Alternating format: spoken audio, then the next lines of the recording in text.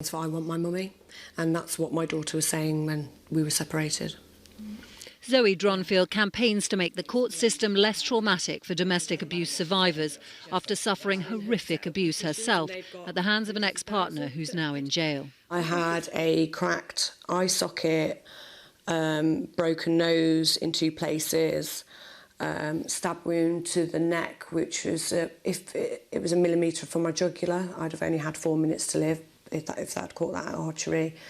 She believes the fear of being cross-examined by abusive partners stacks the odds against mothers fighting for custody of their children in family courts.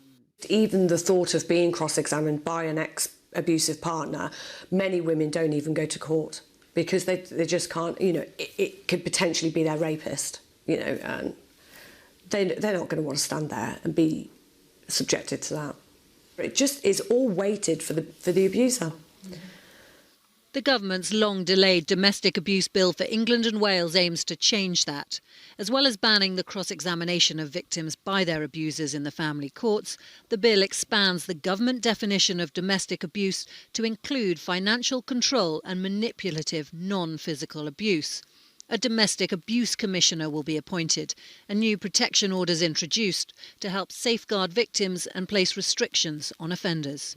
Home should be a place of love and safety, and we know that for 2 million people across the country that is not the case. So this bill defines domestic abuse. It sets out what we want to achieve to help victims seek help and to support them through the court system. Last year we were granted rare access to a women's refuge, which like many others is facing an uncertain future because of changes to the way they're funded. Jess Phillips, who campaigns on the issue, believes the government's promises must be matched by money.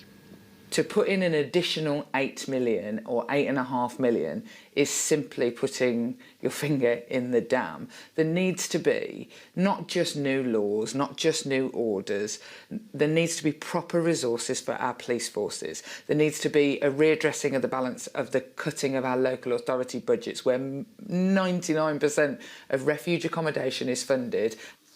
Almost 2 years ago, the Prime Minister promised tackling domestic abuse was a personal priority. Campaigners hope she's not going to miss this moment to prove that really is the case. Romilly Weeks, ITV News.